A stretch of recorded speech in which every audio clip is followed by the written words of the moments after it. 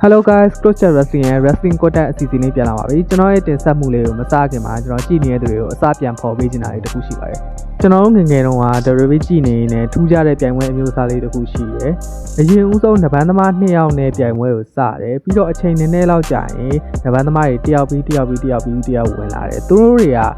တယောက်နဲ့တယောက်တွန်းချဖို့ကြိုးစားကြတယ်။တွန်းချခံရတဲ့သူကတော့ပြိုင်ပွဲကထွက်ရတာပေါ့။အဲ့လိုနဲ့အယောက်30လောက်ထိဝင်လာပြီးတော့နောက်ဆုံးကြံတဲ့တယောက်ကတော့အနိုင်ရတယ်ပေါ့။ကျွန်တော်တို့ကတော့အဲ့ပွဲကိုအယောက်30ပွဲလို့အလွဲခေါ်ကြပါတယ်။ဒီပွဲရဲ့အခေါ်အဝေါ်မှန်ကတော့ Royal Rumble လို့ခေါ်ပါတယ်။2026ခုနှစ်ရဲ့ Royal Rumble Pay-Per-View လေးလည်းနီးလာပြီမို့လို့ကျွန်တော်ကဒီအယောက်30ရှင်ပြိုင်တဲ့ Royal Rumble ပွဲနဲ့သက်ဆိုင်တဲ့အချက်အလက်တချို့နဲ့အတူတူကျွန်တော်ရဲ့ contact ကဏ္ဍလေးကိုစတင်နေပါတယ်။ဒီ Royal Rumble ဆိုတဲ့ idea ကိုတော့ WWE Hall of Fame မှာ Pat Patterson စတင်နေပါတယ်။ WWE မှာအစောပိုင်းနဲ့လူတွေကိုတွန်းချပြီးအနိုင်ယူရတဲ့ကစားပွဲတစ်မျိုးဖြစ်တဲ့ Battle Royale ဆိုတာရှိပါတယ်။ဒါမဲ့ Battle Royale ရဲ့ပါကြတော့ပြိုင်ပွဲဝင်တွေကစင်မော်မှာအစောပိုင်းနဲ့စုပြုံပြီးရောက်ရှိနေတဲ့အတွက်ပွဲကြည့်တဲ့ပရိသတ်တွေက action scene တွေကိုသိမ့်မမြင်နိုင်ဖြစ်နေရပါတယ်။ Pat Patterson ကစားသမားချင်းချင်းတွန်းချပြီးထုတ်ပယ်နိုင်တဲ့ပွဲမျိုးစားတစ်ခုမှာပြိုင်ပွဲဝင်2ယောက်ထဲနေတာစတင်လာပြီးတော့အချိန်2မိနစ်ဆိုင်းငံ့ပြီးမှပြိုင်ပွဲဝင်အသစ်တစ်ယောက်ကိုဝင်ရောက်ရှင်ပြိုင်စေမယ်ဆိုတဲ့ concept တစ်ခုကိုရရှိခဲ့ပါတယ်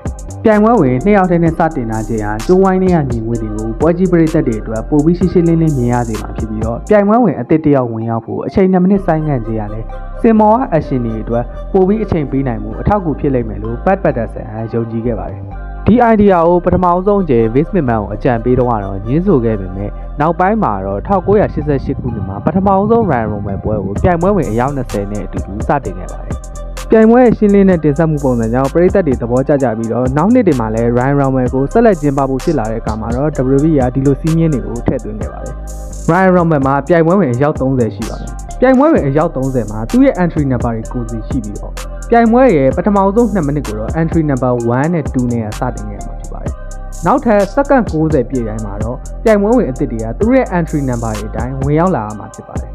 Battle Royale ပွဲမျိုးစားလိုမျိုးပဲပြိုင်ပွဲဝင်တွေကပြိုင်ဘက်တွေကိုတွန်းချတဲ့နည်းနဲ့ထုတ်ပယ်နိုင်မှာဖြစ်ပြီးတော့တွန်းချခံရတဲ့သူတွေက over the top rope ထိပ်ဆုံးကျိုးကိုကြော်ပြီးတော့ခြေထောက်နှစ်ချောင်းလုံးမြေပေါ်မှာထိမှသာတကယ်ထုတ်ပယ်ခံရမယ်ဖြစ်ပါတယ်။ဒီလိုနဲ့ပဲပြိုင်ပွဲဝင်တွေကနောက်ဆုံးကြံရင်တဲ့တယောက်သာအနိုင်ရမှာဖြစ်ပြီးတော့အနိုင်ရတဲ့သူကလည်းစုကြီးအနေနဲ့ WWE ရဲ့အကြီးမားဆုံး event လို့ပြောလို့ရတယ် WrestleMania ရဲ့ main event မှာကိုကြိုက်တဲ့ World Championship ကိုစိန်ခေါ်ခွင့်ရမှာဖြစ်ပါတယ်။ Royal Rumble က WWE မှာအစင်လာကြီးတဲ့ပွဲမျိုးစားတစ်ခုဖြစ်လာပြီးတော့အခုဆိုရင် Royal Rumble ပေါင်း39ခုမှာမတူညီတဲ့သူ28ယောက်ကအနိုင်ရပြီဖြစ်ပါတယ်။ Royal Rumble ကို2နှစ်ဆက်တိုက်အနိုင်ရတဲ့သူတွေလည်းပေါ်ထွက်လာပြီးတော့ Hulk Hogan, Shawn Michaels, Stone Cold နဲ့ Cody Rhodes တို့ပဲဖြစ်ပါတယ်။ဒါမဲ့ဒီမှတ်တမ်းမှတ်ရာတွေက Google ခောက်လိုက်ရင်အလွယ်တကူပေါ်လာနိုင်တဲ့အချက်တွေမို့လို့ကျွန်တော်ကဒီ Royal Rumble ပွဲကိုပရိသတ်တွေကြိုက်နှစ်သက်ကြတဲ့အချက်တွေကိုပဲအဓိကထားပြီးပြောပြပါမယ်။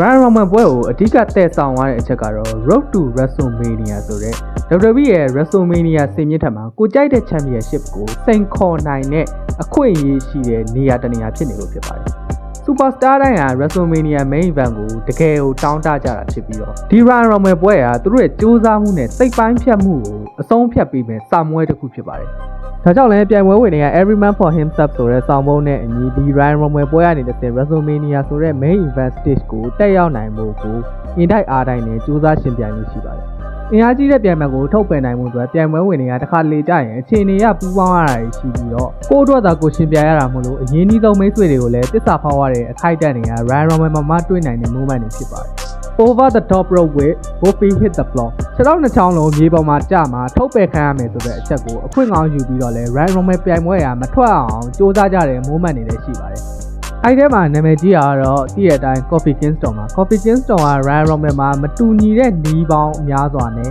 ကိုပြန်ပြီးကက်တင်တဲ့လောက်ရက်တွေလုပ်ခဲ့ပါတယ်။တခါတလေတော့လည်းအကူကြီးလေးနည်းနည်းတော့လိုပါပေါ့။ WWE လို့ကြိုတင်ဇာတ်ညွှန်းရေးထားတဲ့ entertainment တစ်ခုမှာကျွန်တော်ကဒီအရာတွေကိုအတီးလေးလို့ပြောနေတဲ့အတွက်နောက်တစ်မျိုးပုံစံပြောင်းပြီးတော့ WWE ကဒီပြိုင်ပွဲမှာဘယ်လိုတွေစီစဉ်လေးရှိရဲဆိုတဲ့အချက်တွေကိုလည်းပြောပြပါမယ်။ Storyline တွေကိုဗဟိုပြုပြီးလဲပတ်နေရတဲ့ WWE မှာဒီ Royal Rumble ပွဲက WrestleMania Storyline တွေအတွက်အသက်သွေးကြောလို့ပြောလို့ရတယ်။ Royal Rumble နီးရင် WWE ကရှိတဲ့ Superstar တွေရဲ့ feud တချို့ကိုဘေးချိတ်ထားပြီးတော့ဒီပွဲအတွက်ပဲပို့ပြီး invest လုပ်နေရှိတယ်။ဒီ Royal Rumble ဆိုတဲ့ပြိုင်ပွဲမှာအနိုင်ရတဲ့သူကပဲ WrestleMania main event မှာ Championship စိန်ခေါ်ခွင့်ရပြီးတော့အကျိုးရှိတာမဟုတ်ဘဲနဲ့ main roster ကိုရောက်ကစား Superstar တွေလည်းဒီ Royal Rumble ပွဲမှာ performance ကောင်းကောင်းသာပြနိုင်ရင်အလိုလျောက် level တက်တယ်လို့ပြောလို့ရတယ်။ ပြိုင်ပွဲဝင်အယောက်30တောင်ရှိရကြောင်းဒီစက္ကန့်60ပြီးတိုင်းမှာဘသူတွေဝင်လာမလဲဆိုတဲ့သိကျင်စိတ်ကိုအခွင့်ကောင်းယူပြီးလဲ WWE က Round Robin မှာ surprise တွေကိုစီစဉ်ပေးလေးရှိပါသေးတယ်။စင်နောက်မှာပေါ်လာတဲ့သူတွေက WWE fan တွေအရန်မြင်ကျင်နေကြတဲ့ superstar တွေရဲ့ return အနေဖြစ်နိုင်တယ်လို့ NXT ကညနေတစ်ကစားသမားတွေလည်းဖြစ်နိုင်ပါတယ်။တခါတရံမှာ celebrity တွေပါလာတက်ပြီးတော့မနစ်က viral ဖြစ်သွားတဲ့ iShowSpeed ရဲ့ Round Robin appearance က WWE ရဲ့ဒီ Round Robin pay-per-view ပေါ်မှာတော်တော်လေးကို smart ဖြစ်တဲ့ marketing move တစ်ခုလို့ပြောလို့ရပါတယ်။ storyline မှာလည်းတခြား few အသေးစားတွေကိုဘေးချထားပြီးတော့ဒီ Round Robin တပွဲတဲ့အပေါ်မှာပဲ WWE က invest လုပ်ထားတဲ့အတွက်ပြိုင်ပွဲရဲ့အနိုင်ရသူတယောက်တည်းအတွက်သာမဟုတ်ဘဲနဲ့တခြားပြိုင်ပွဲဝင်အချင်းချင်းလည်းပြန်ညှိပြီးတော့ WrestleMania အထိတည်ဆောင်သွားတဲ့ storyline တွေကိုပါစီစဉ်ပေးလေးရှိပါတယ်။ WWE ကအစောပိုင်းနှစ်တွေတုန်းကတော့အမျိုးသား Royal Rumble ပွဲကိုသာစီစဉ်ခဲ့ပေမဲ့2018ခုနှစ်ကနေစပြီးအမျိုးသမီးတွေအတွက်ပါ Royal Rumble ပွဲကိုစီစဉ်နေခဲ့ပါတယ်။အမျိုးသားတွေအတွက်ကျင်းပတဲ့ Royal Rumble ပွဲကိုလည်းအမျိုးသမီးတွေကဝင်ရောက်ရှင်ပြိုင်မှုပါတယ်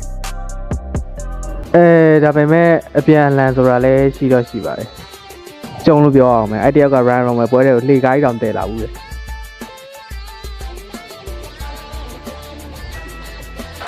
Oops, I'm breaking the fourth wall.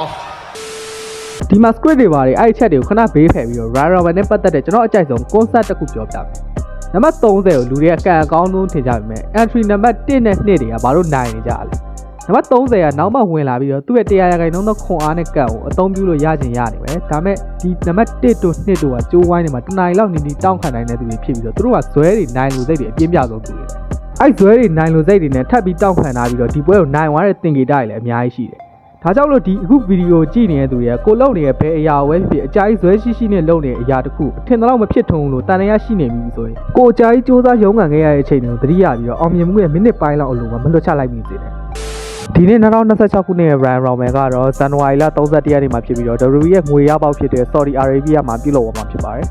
WWE က2018ခုနှစ်တုန်းကလည်း Saudi Arabia မှာအယောက်50ပါဝင်တဲ့ The Greatest Royal Rumble ဆိုတဲ့ Royal Rumble ပြိုင်ပွဲတစ်ပွဲကိုကျင်းပခဲ့ပြီးတော့ဒါကတော့ Road to WrestleMania အတွက်မဟုတ်ဘဲနဲ့ Non-Canon FM ဖြစ်ပါတယ်။အနှစ်က2025ရဲ့ Royal Rumble ဝင်တာကတော့ Jey Uso ဖြစ်ပြီးတော့ဒီနှစ်2026ခုနှစ်ရဲ့ Royal Rumble အတွက် Royal Rumble အနိုင်ရသူလို့ပရိသတ်တွေပါဇက်ထဲမှာတစ်ပြေးနေတဲ့သူကတော့ Sami Zayn ဖြစ်ပါတယ်။တခြားသောခံမှန်းချက်တွေအနေနဲ့လည်း Roman Reigns က Royal Rumble ကိုနိုင်မယ်လို့ခံမှန်းရပါတယ်။ကျွန်တော်ဒီဗီဒီယို record လုပ်နေတော့မှာပဲ Sami Zayn က Drew McIntyre နဲ့ Royal Rumble မှာ WWE Championship match ချဖို့ confirm သွားပြီဆိုတော့သူကတော့ Royal Rumble ထဲပါမပါနိုင်မသိကြတော့ပါဘူး။ Saudi မှာလုံးဝပွဲဖြစ်တာကြောင့် Sami Zayn လို့ပဲတေချာပေါက်တွက်ထားပေမဲ့အခုလိုမထင်မှတ်ထားတဲ့အပြောင်းလဲကြောင့်2026ခုနှစ်ရဲ့ Royal Rumble ဝင်တာကဘယ်သူဖြစ်လာမလဲဆိုတာကိုတော့စိတ်ဝင်စားဖို့ကောင်းနေပါပြီ။ကျွန်တော်ရဲ့တင်ဆက်မှုလေးကိုတော့ဒီမှာပဲအဆုံးသတ်ချင်ပါတယ်ဗီဒီယိုလေးကိုအဆုံးထိကြည့်ရှုပေးကြတဲ့အတွက်ကျေးဇူးတင်ပါတယ် Close Chat Wrestling က Wrestling နဲ့ပတ်သက်တဲ့ဘူးသရရစရာအကြောင်းအရာတွေကိုတင်ဆက်ပေးနေတဲ့ page မို့လို့ဒီဗီဒီယိုလေးကိုကြိုက်နေတတ်တဲ့ဆိုရင်တော့ like လေးတက်ချက်နဲ့နောက်ဗီဒီယိုတွေအတွက်